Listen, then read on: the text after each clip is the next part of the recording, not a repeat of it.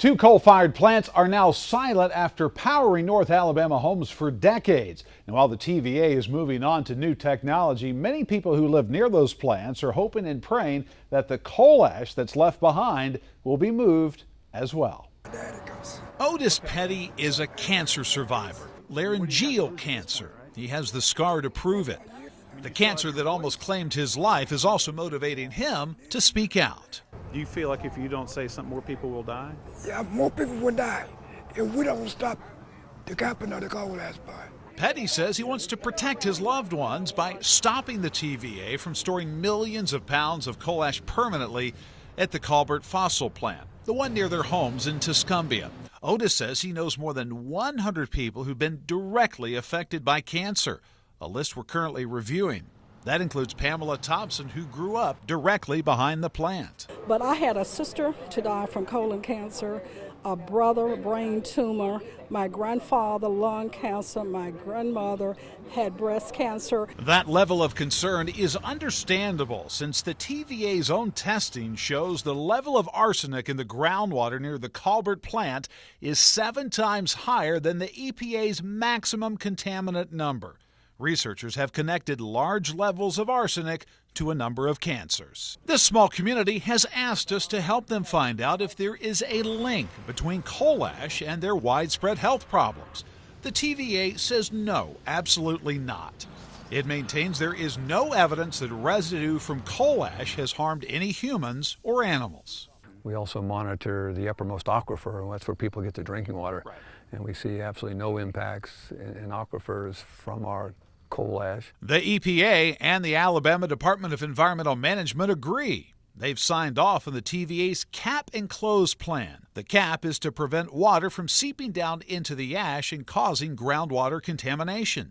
The TVA is powering through opposition from groups like the Southern Environmental Law Center, which threatened to sue the TVA in 2013.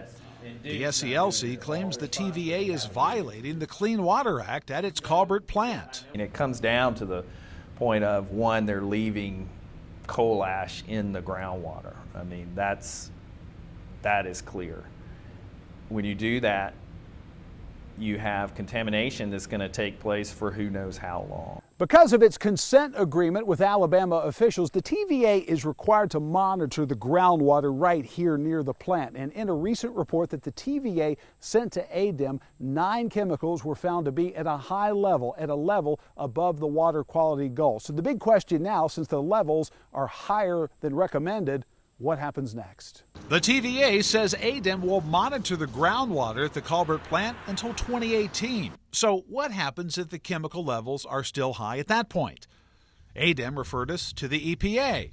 The EPA told us if the groundwater is contaminated, the owner must begin a, quote, corrective action process. Otis Petty and his friends are hoping that corrective action means digging up the coal ash near their homes and then moving it to a different location.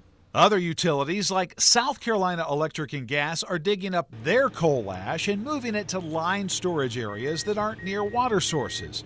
Yet that method is much more expensive.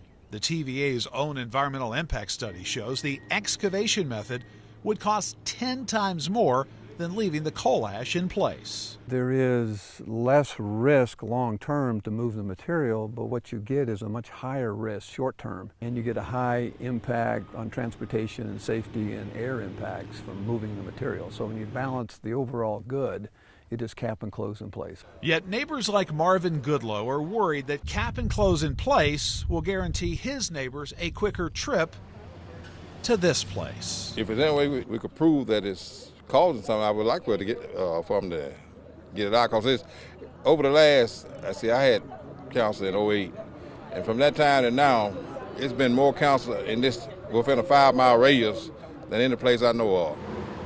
The TVA says anyone who lives near their plants should be safe. That's because it has invested millions of dollars in new technology to monitor the groundwater and the structural integrity of the coal ash storage areas. If you have any information about this issue, perhaps how coal ash is affecting you or your community, you can message me on Facebook. You can also see the water quality reports at the Colbert plant by clicking on a link in this story on WAFF.com.